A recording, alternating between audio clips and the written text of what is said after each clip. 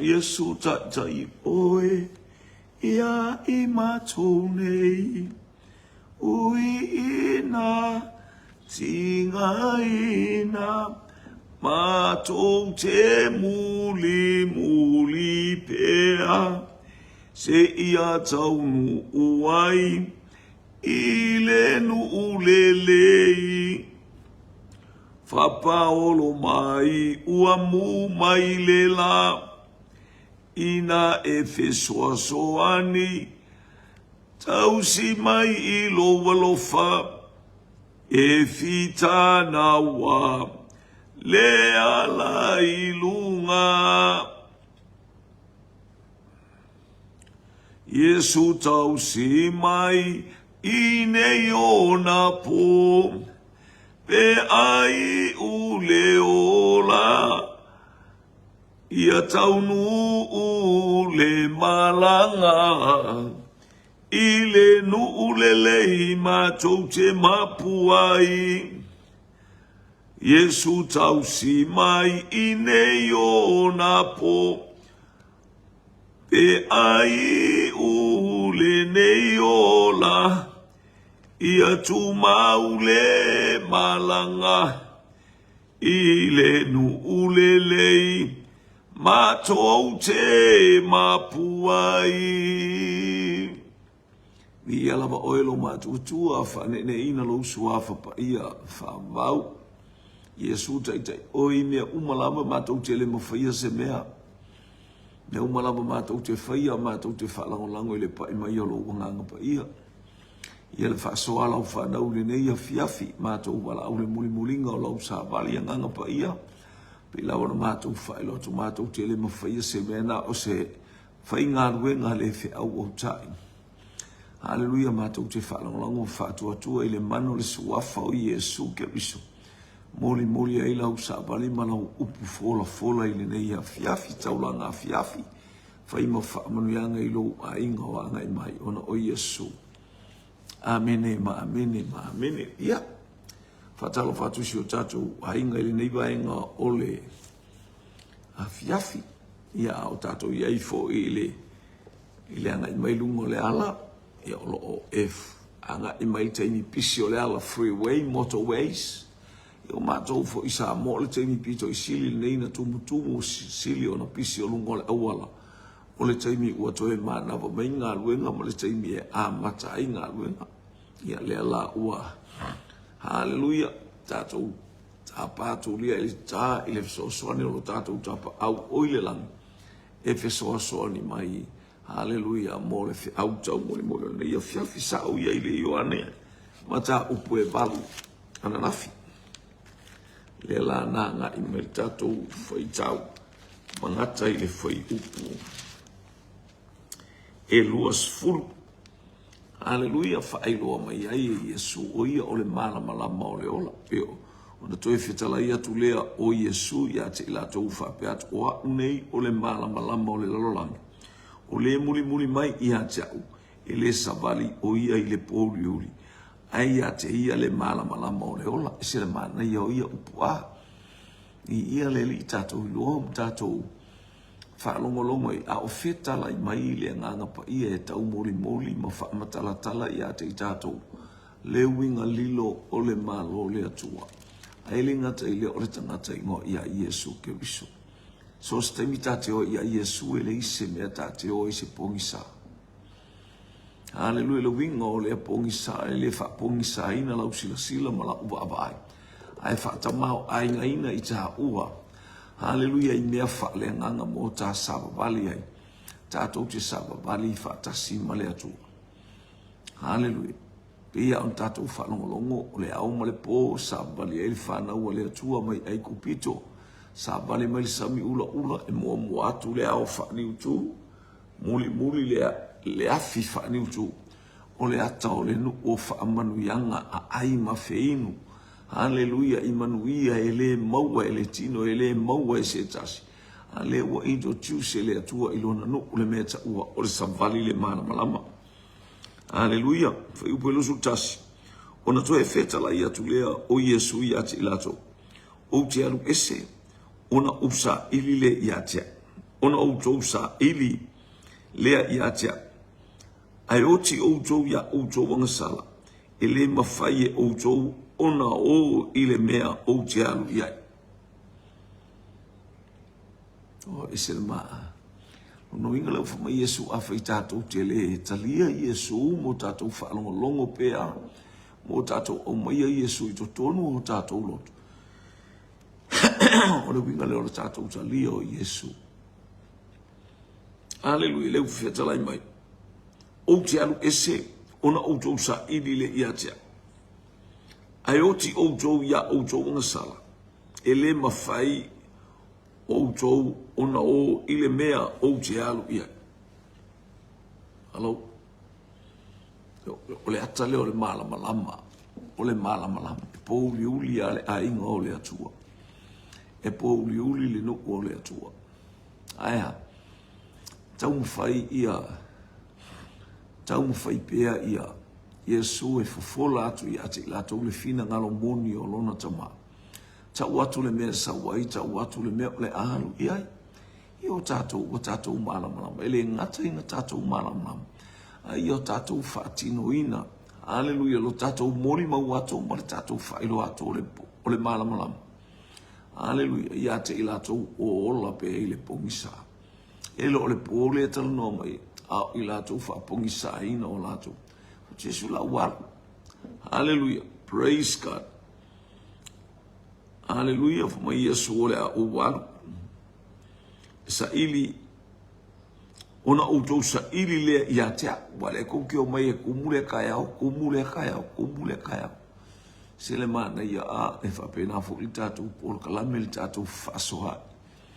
Ele ono se poto le whaife au. Ele o se ilo le whaife au. Ia le tātou tu umumusu ma le tātou whaatasi. Whaapoto whaatasi. E tātou te talisua whaale nganga I le awhionga pa ia le atua. Ni ia le li. Ina I o tātou mahalo losi ai. Aleluia. Ina I o tātou. Whapea ona tātou tau whetuli ai le malamalama. Whaamalosia pea lauso I fua maro uolanga I le winga o le malamalama. O Iesu ke riso o le malam. So sta ngata e alu ia Iesu. O lo savali ia I le malamalama. I ti ngā I whaingata. Aia. E te la ngona le malamalama I to tonu ia te oi. E le mana o le nganga pa ia e. Pua ina atu se mea whale tonu po se mea se. Aia. E te savali ma le to. E te savali ma le file mu. E anga le lei mai le atua ia te I tātou I mea umalama. Praise God. Hallelujah. E whaatu Iesu. E oti outou ia outou ngasala. E le mawhai outou ona o I le mea o te alu ihai. E anga le mea alu ia Iesu o le mea e pa ia. O lo ia I nei Iesu I le itu tamatau o le atua umalanga misiona na sau e whai. Hallelujah. Le o tātou toe tutu atua I le misiona la balea. Tātou whaamalosia. Hallelujah. Le ase mea ua ia te o whaamanuia I lo loto. Le almele shea atuai. Almele whaailoa atuai. Almele te le tango atuai. Momoli atu I lo uso. Momoli I lo uso fine. Momoli I so se tasi o iau tafa. Ina ia I le manu. Fama Iesu o le mea uti alu ia. E le whaitou o ia. Ale e oti outou ia outou ngasala. Ele mawhai e outou ona o I le mea o te alu iai. O le mea na ou sau wai, na ou sau mai le langi. Ise isi wha upunga. Na ou sau mai le tamao le malamalama. Ele ilo ala e outou. Hallelujah. Ale atou te taupati ma tau wita mai ia tea. Tau fia fasioti mai ia tea. Ale tau te whalongo ele sa ungaluenga na ou sau e whai. Ese mana I o le mori mawina I Iesu. Ele o sana ngaluenga. Tau tino le solo le tamanoa. Tau tino la mai Iesu ele o sa ungaruenga. A oa una o sa ue whaai loa atu I ate outou. Le fina ngalo moni o lo tātou tama. Outou I loa. Hallelujah. A o lo se o lo ia ili tu le tu langana e pe o le talapa o lo ia Israelu tu se Roma lo mtapu se furu o lo outou ma ele ngā ileli. A wale tu sa lo outou ma ele ngā male sila whanga le atua. Wana ala tātou ta'ua o ie, tātou ta'u lea tua sisi, ese o lea tua na maia I utai o lea tala ma lea tala winga I lea tua. Ai le fa pa ia ina o tato wola. O mana o mianga le ia te tato ia fa pa ia o tato wola. Ngo tato o maisi o ngā sami so. Ile nei vai tau o le tau sanga o so we are, hallelujah, praised. We are traveling in a o ngā sami so are very tough and very so many storm. Hallelujah. Praise God. O le tatou te oa I lunga o le pasa so. O matangi angi vale o le soifuanga. Le tatou te iai. Le o le mana unga le o Yesu ina ia maua I tatou le mana malama. Tatou te mana malama I mea uma whaipu e losu malua. Ona whaia ne leo I utaia e fasioti ea o ia te ia. Ina ua whapea mai. E le mawhai o tau ona o I le mea o te alu iai. Ia le o tau. Io o le whainga leo le pongi sa.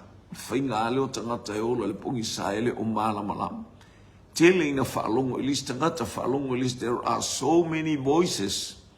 O lo tātou whaalongo ia I le tawhe mai o leo ese. Alo wai inga o te mana e whailoa ia te o e whaamalosi ia te o le leo le nganga pa ia o le leo le ola. Wana momoli mai ia le suafa o Yesu Keriso o le nganga pa ia le wafio Yesu I le lang. Alo no fina ngalo le tātou ta lia le nganga pa ia. Awina mai le nganga pa ia I lona suafa o Yesu Keriso. Ina ia tātou malama. Mai ia whapea ona tātou fia ai. Tātou te le. Tātou te le to muli ai tua. Pe tātou te whese ta ai. Ai tātou te sāpa vali le malama. Ia le ofisiri mai le uhae. E le mawhai e outou ona o I le mea o te alu iai. Ona whai ane ai leo I utai e fasioti ea o ia te ia. Ina ua whapea mai o ia. E le mawhai e outou ona o I le mea o te alu iai. I sila fia I Yesula na misiona. Hallelujah. Praise God. Tau whapea ona whamasino ina ma inosia o ia. Ai muli ane. O le awhaalongo tangata ia I se mea matautia. Hallelujah. Lewa o whela alu ia I Yesu il whamai e alu e ia pule rona o lope alfasioti ia.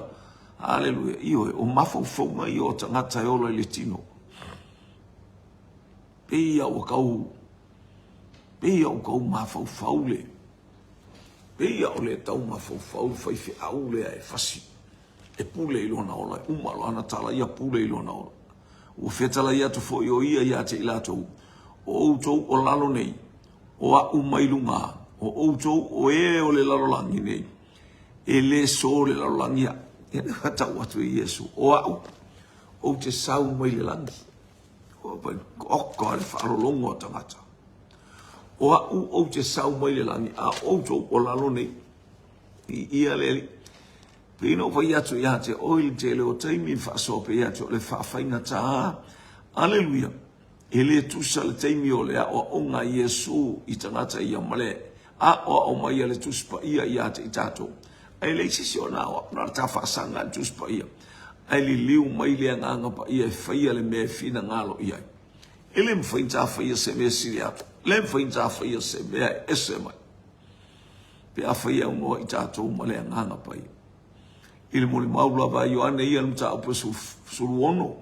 Al fai pe sulu so to tele me o ia ta o fia ta watu ia ta o to ele o mafa fai o to te mini le fai ona so. La fo e fai le moto o tangata.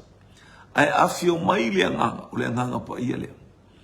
O ia le na te watu ia te o to fa. So ia te o to. Ma fa poto ia te o to. E fo mai Yesu ta po suma fa o fai o po lo suma fitu o lo manu ia fo I o te avatu ia te auto ele pe ona o vatu e tangata o lo manu ia fo I o te avatu ia te to ele pe ona vatu e tangata te le a te mai lo o fule po le ka ka uli ma waki le va kula e no ma ia tangata a o manu ia a mai ia Keriso. Hallelujah. O manuia e tutuli mai le nganga pa ia. Hallelujah. E awina mai le nganga pa ia e faola I lo wanga. Hallelujah. Mai Yesu o to o le lalang. Ia o te sau mai luma.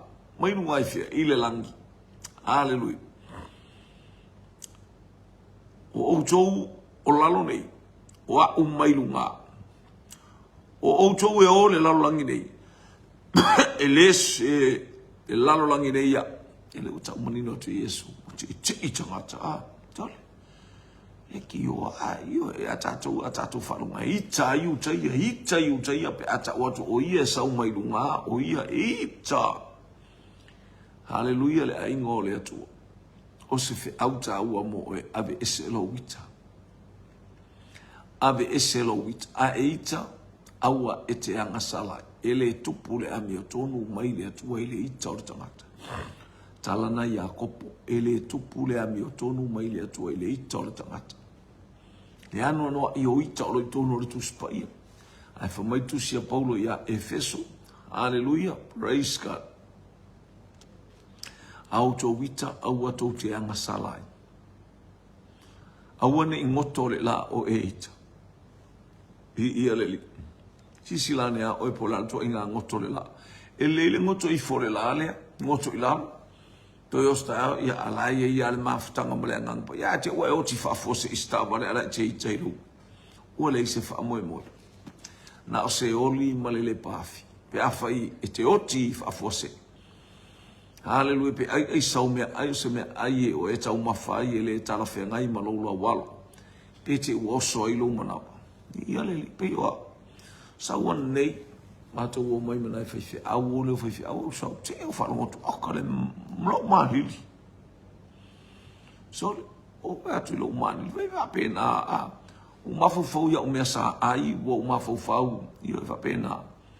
Ia leli po ani mea na o aia. Hallelujah.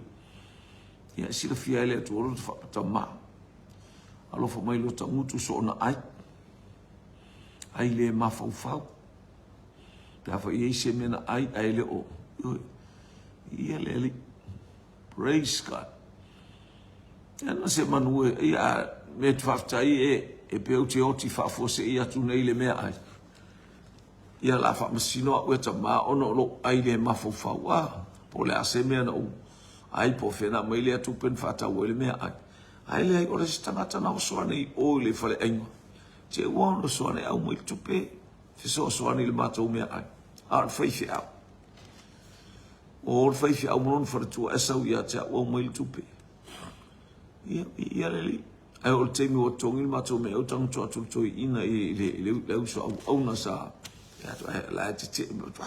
Le utupe na mai se I wha manu ia isi. Au ona e tuso o le tupe na mai tātou te. Ia leli.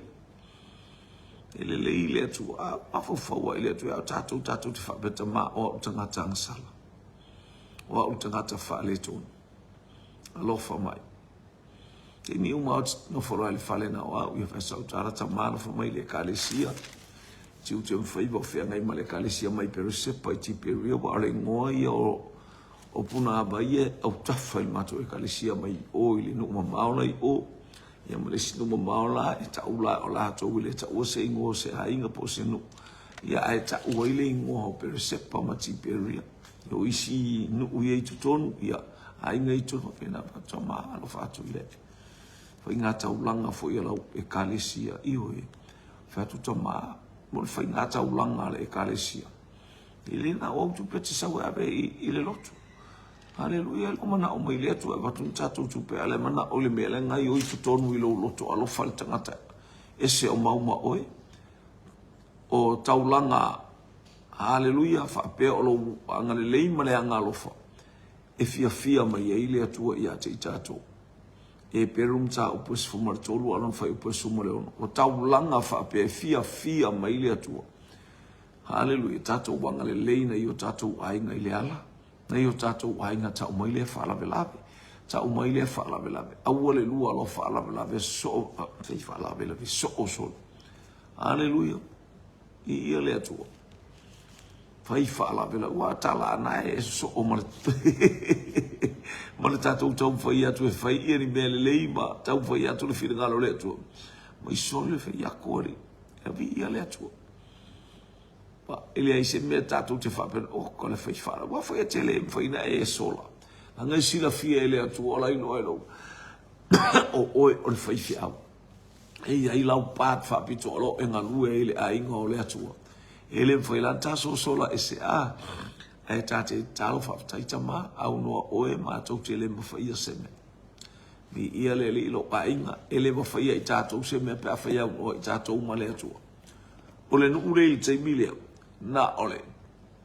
Na le fa loa mai au le atua fa mai a le atua o le atua o le mato ta mai e la tatou fa so. Hallelujah.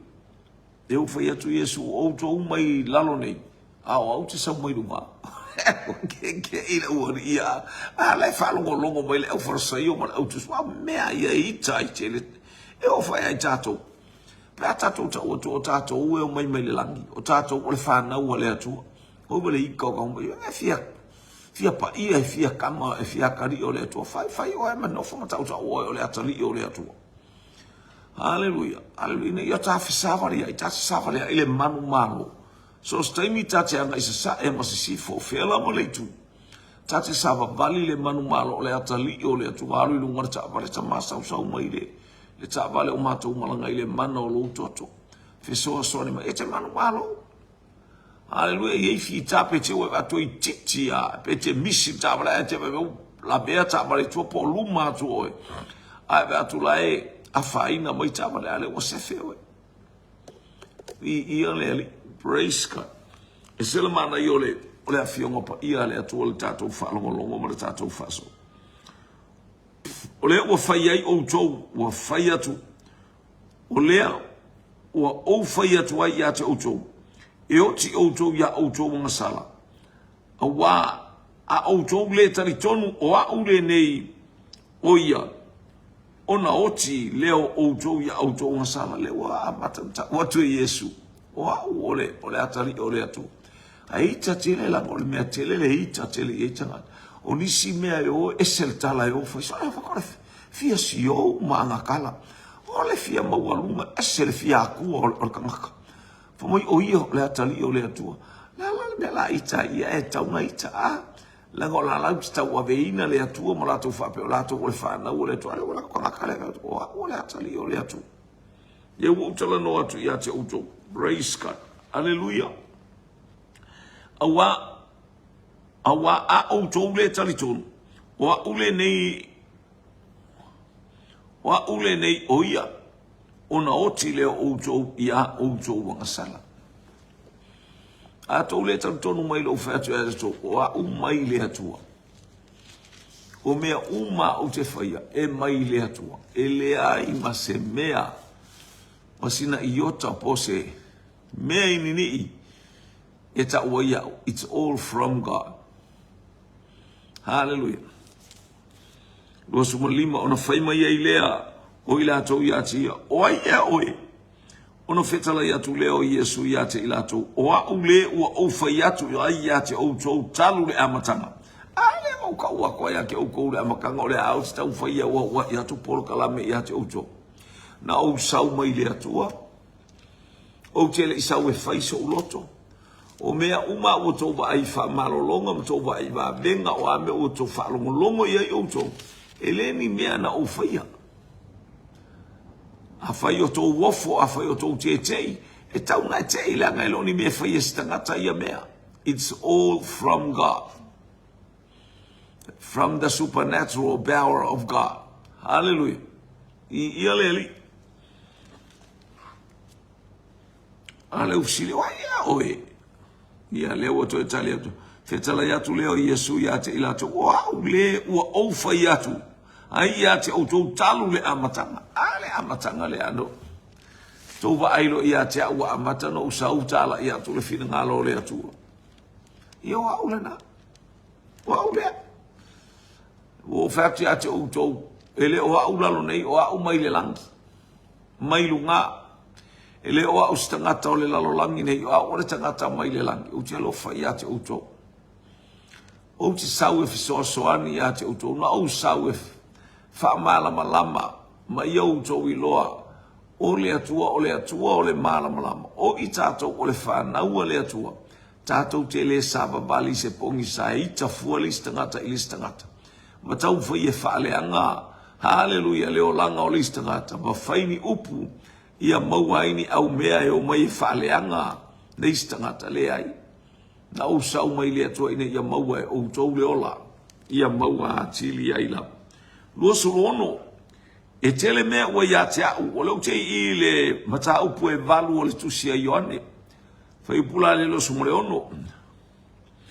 E tele mea ua ia te au, e tautala atu ai, ma faasino atu ai ia te outou. A o ia ua awina mai au, e moni lava o ia. Me iai o tau atua ia te outou, faasino atu ia te outou, faapolokala me atu, ma o tautala, te leo fefe tautala atu. Ma au te lole tele o tangata ia e mu musu e tautala atu ia te outou. Fape nafu i tātou le aingo le atua, au e te musu e tau se mele leiwa au mai le atua. Au e te musu e tau se mea matangofi e mai le atua. Ina ia whapeona langa I o tātou manatu mo tātou tangata taito atasi. Whaamanuia atua isi tangata, whaamanuia atua ilisi tangata, whaamanuia atua ia te ai. Tau tātou matua whalongo, vi ia leli. Te le mea ua ia te au. E tau tala atua ai, ma whaamasino ai ia te outou. A o ia ua awina mai au, e moni lava o ia, o mea ua au whaalongo ai ia te ia. O mea ia o te whai atu ai I le lalolangi. Whetalai mai le atu ai mea uma ia. Ia o te tautala atu ai lalong te leo whewhesi tangata. Wana wha upunga le esu ele whewhesi tangata. Aia, ele I wha ele I wha tangaina fo I ele atua tangata e oso vale a o whetalai Yesu. Ona o al taimi o ta iatu Yesu e abe I ona whaamasnongo. Lean whato a o I lima o tangata. Ona o I leitu waso. Hallelujah. E o I leitu waso. E o I whaamasnongo ia Yesu. Ia leli. E leilo e I lato ua I loa sumarifitu.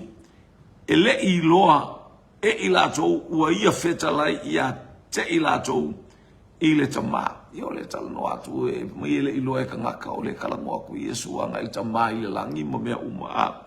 Pero lo suru ono nai whapea mai. E tele mea ua o ia te au e tautala atua ia tua ai ma whaamasino ai ia te outou. A o ia na awina mai au e kalango ia I le atua le tama. E moni lava o ia. O mea ua au whalongo ai ia te ia. O mea ia o te whai atu ai I le lalolangi.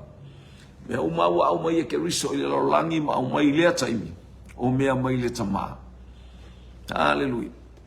E le whai asona whina ngalo I le I whai alona loto. Aena ia tau abeina ma le nganga wha maua lalo.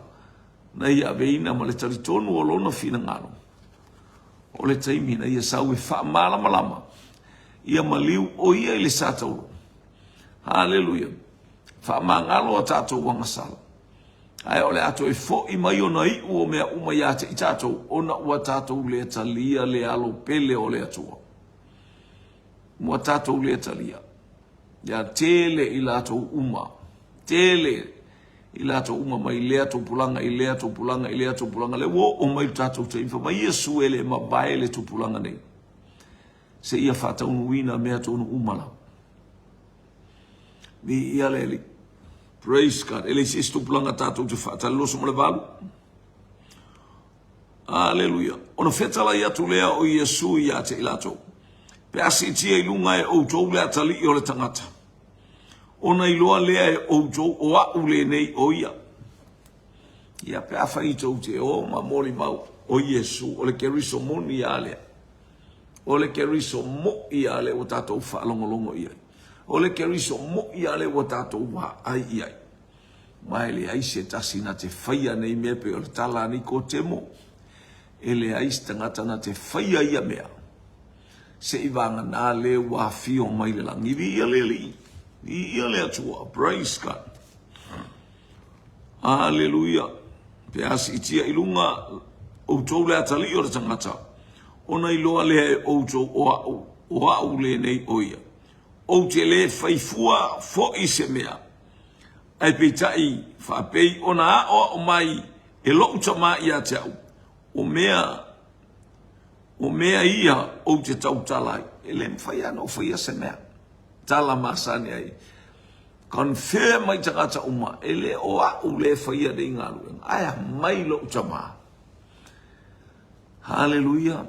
O le poto ma le malama lama. The power and authority. E o le atua e mai le atua le o te tau tala atua i ate o tau.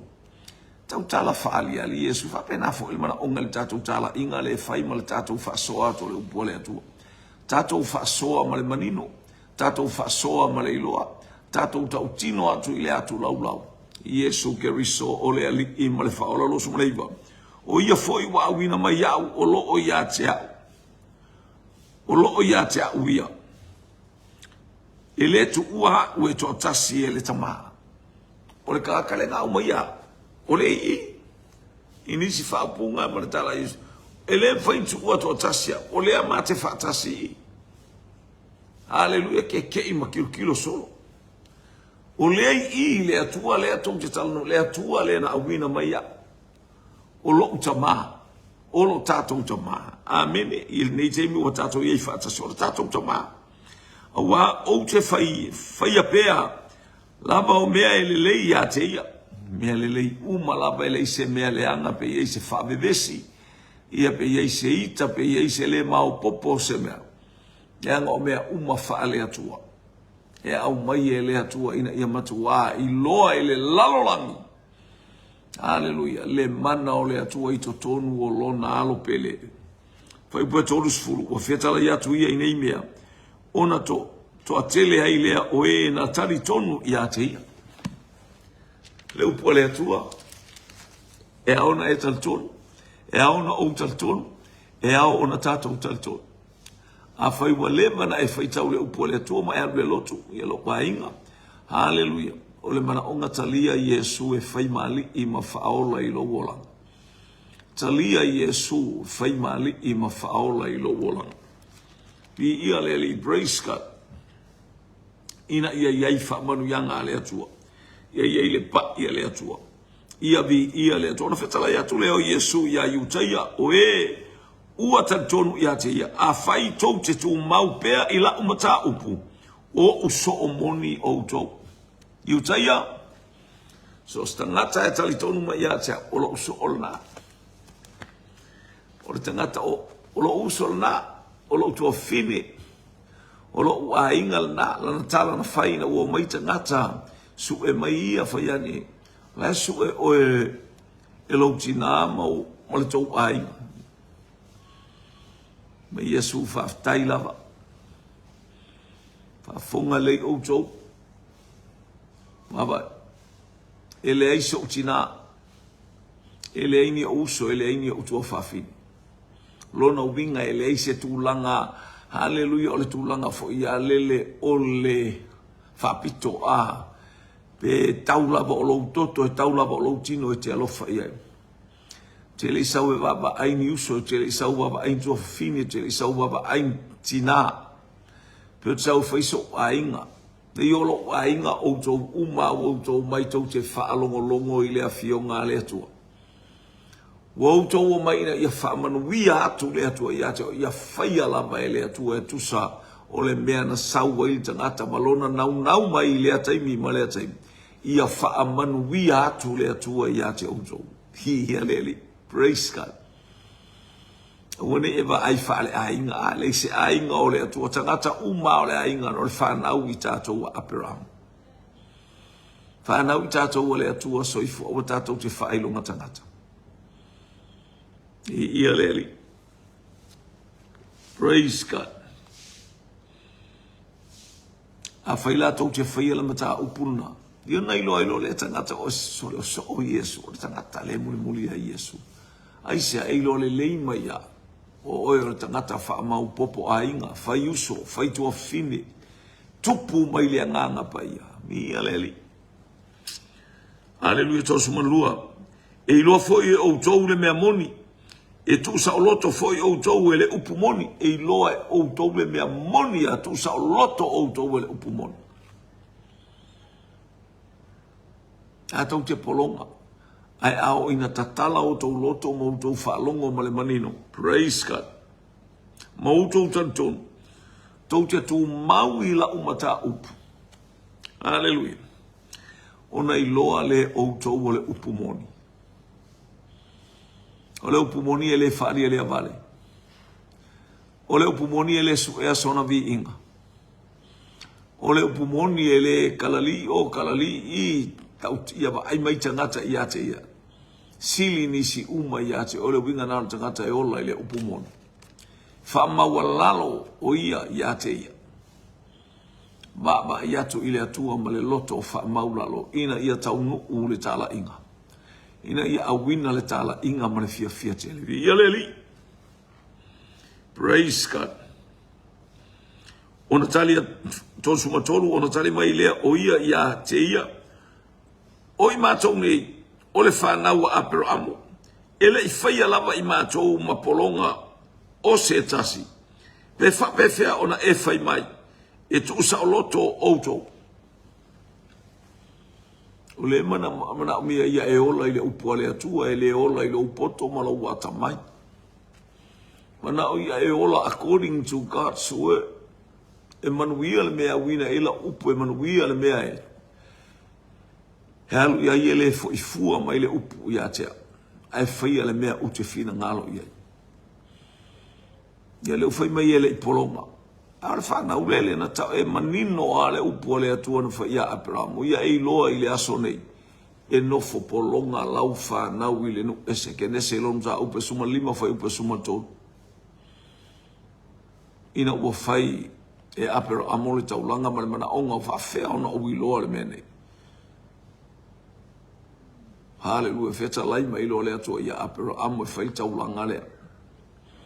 Ia e iloa i le aso nei e nofo polonga lau whanau le nu ese. Whase lau tau sanga, oka le whalonga le kala.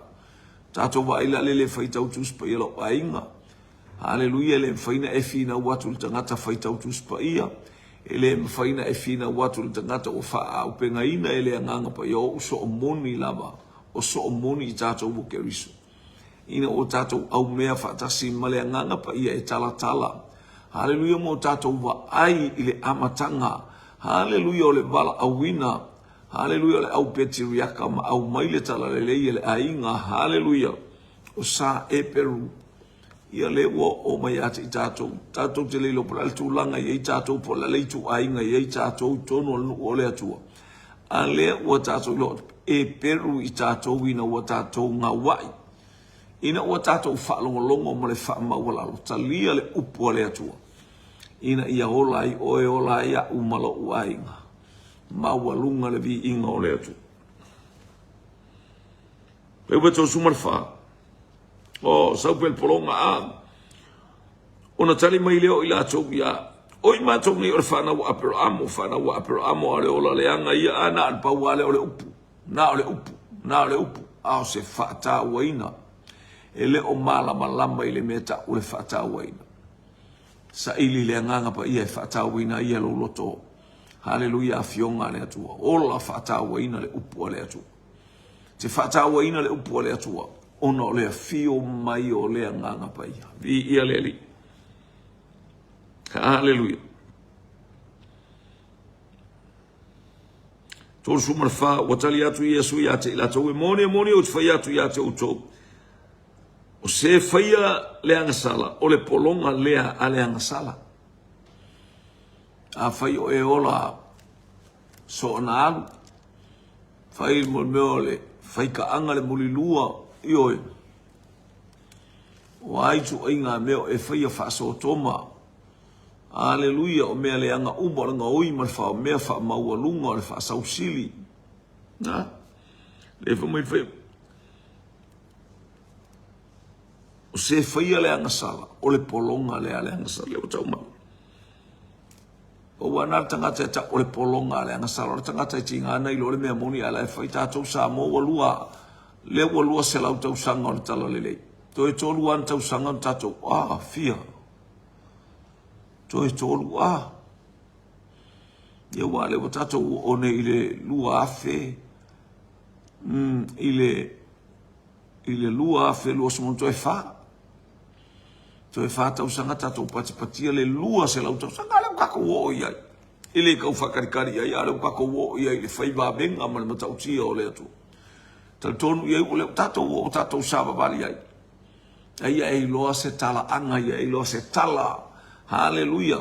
Ia e loa ai. Praise God. E pe o le nuku le na nofo nofo. E el tu spaya mo la to por fa na wa pero amo le polonga la ba pero vale polonga da polonga pero o ma pero amo ai ola na fa na polonga ai kupito e mala mala tanga ta fa fia poto ma tanga ta fa fia ta mai e tanga ta ritino male la lolangi o lo ola. Hallelujah. Tolu suma lima o le polonga foi. Tali mai Yesu e mone mone fetsa cho se faia le sala o le polonga le sala. O le polonga foi ile tu mau ia ise ile ainga. A o le atali e tu mau la baia. Ia le o tau mai o le polonga ile tu mau se ainga. Aku ile ainga lo aku ile ainga le o mau sal koma. Ita ua pe afaiti o sotu ile ekalesiaru le ekalesiala fai lo poko. Na e ka kopea o e lo poko ma lo vai.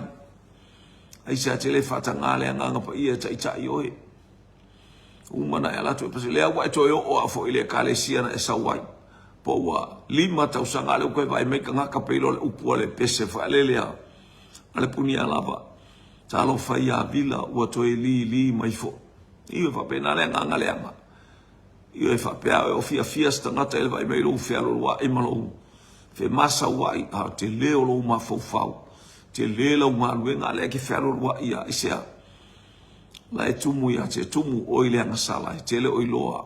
Te whamoe moi lou poto. Te whamoe moi lou wiloa. Te whamoe moi lou wata mai. Ni ia le ali. Aia. Ni ia le atua. Praise God.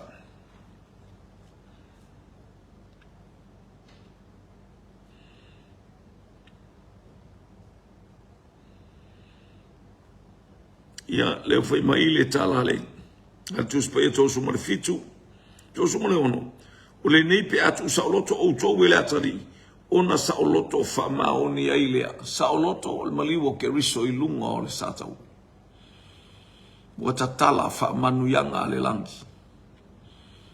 Ua tatala le whaitotoa. Talia Yesu e fai mali ima whare. Se alo iloa mtato iloa mo ile lotu mtato. Le ala vatala e se ta telefa me tato i longa ko wola me ka ko falongo ia Yesu a le fai a o le ola ina o le fai o le mea o fina ngalo ia ile atu e tau no fai lo na tali i malona fine o le fa tu pu besi tato wa el nei vai tau le tu langa mar tu pulanga o tato ia. Hallelujah. O fi sowa ina aya a o tangata pe fi sowa ina mo mai o tato tafa tato tele ia ila vai se pongisa. Pe tele tupe o me malato fu mai fa tau pauka fa kaule fa kaula to maruana fa taula to la au fa saina e alu ngae aya e tu mau laba oe si me mangu e mau ma sili si me mangu e mau ma le file todo su mare van. Hallelujah. Wa nei o te tautala i mea wa o iloa i lo tama o tou foi tau te whaia mea ua outou iloa mai lo outou tama. Ia. E ua introduce mai tama e lua mai Yesu o au te whaia mea mai lo tama a outou te whaia mea mai lo outou tama. Ia tātou tultuli atu pia po oil tama. Se iwa i o whasu marwha le la uabe o sotu ia i whasu marwha. Outou nai lo outou tama le ti apolo. Tau te fia whaia foi mea e tuina nau ia i lo o tau tama o le fasioti tangata ia talu le amatanga. E le i tu mau lava ia i le upumoni. Awa e le o i tonu lava ia te ia le upumoni. A tau tala ia i le tala pepelo o lana lava lea e tau tala ai. Awa o le pepelo ia o le tama o le pepelo. Ia le tala noanga ia satani male atu. O le tamana o iutaia, le whalongo, fia popoto, fia tamai, le arkulanga le ke iei oe, le atulanga le te soifoma e olai. Ia leli, tau sile, Whenga male atua. Au le whaafia poto. Au le whaafia hata mai. Hallelujah. Praise God. Now pepe pelo a mea tātou tau whaia sa ili. A io tātou sa ili le malo le langi malana mi o tonu. Whaau popo mai a ili ele atua le ano noa i o whaamanu yanga. Hallelujah. Hallelujah. Mai la tō o Abraham no mātou tamatou sumaleiva.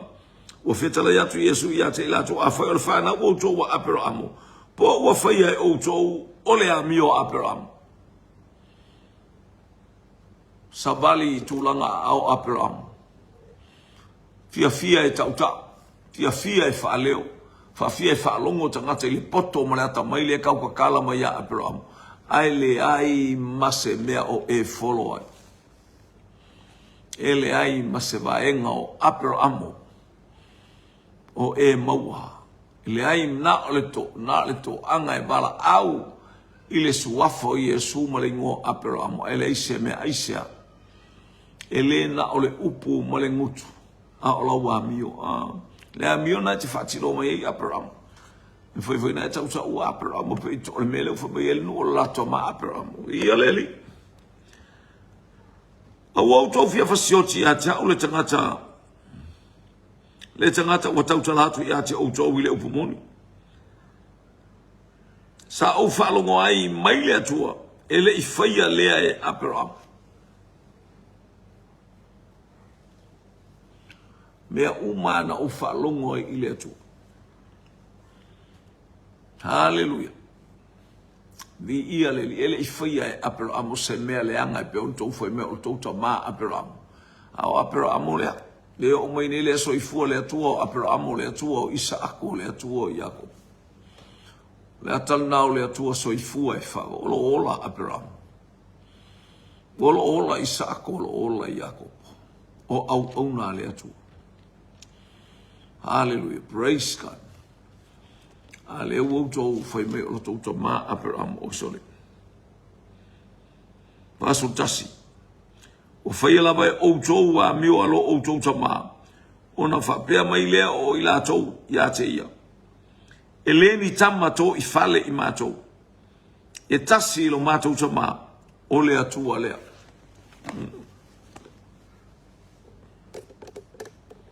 Le ufali mo le poto amo lea tamai. Eleni tamato i fale i mātou longa me le whapelengi makau kama. Ele whapeo makau i whangawangi. A kālila mo i whangawangi filiskia mo. Ele o ni tamato i fale i mātou whapeo makau whangawangi filiskia pe whangawangi. Ni ai kupiko pe whangawangi suria po ni asuria po ni papelonia. Eleni tamato i fale i mātou. Poto e tautala. Poto e tautala mai ia tala. Ai le malama i leo winga. Hallelujah. Tamato i fale ele malama i lona ainga. Ele aisea o onga lewa ele aisea tama o le tama lona sa o le tamana sa umomoe malo ua fine. Sa umomoe malo fafine ia te ile ua maua ele pepe ale fafine. Ala ua alua ele nonofo. O le mena ta o le tō fale. Hallelujah. O faisea o onga.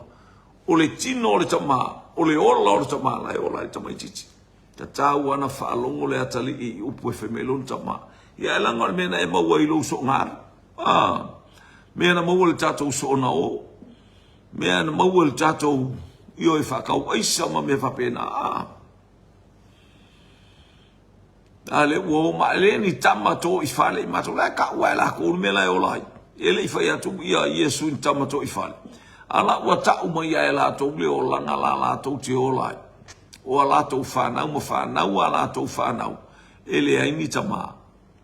Ele ai si tama ia Abraham. Tasi lo la tau tama o ti Apollo. Le ua sau Yesu e fasa o loto ia te oi. Fasa o loto ia te wai a mai oi. Tama to i whawhine tātou a i oi.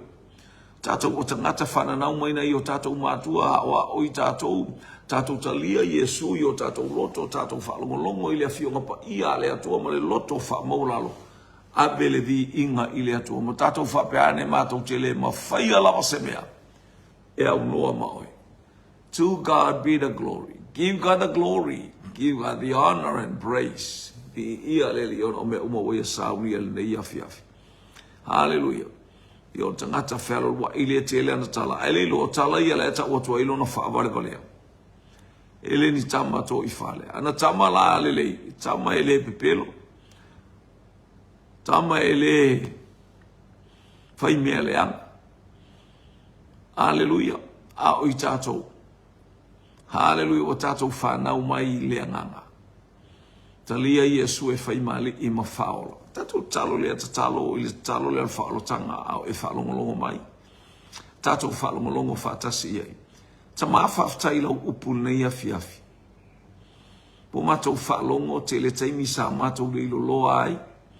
Te le taimi sa matou faabale bahale ai. A ua feta laila ua fionga lo matou utua.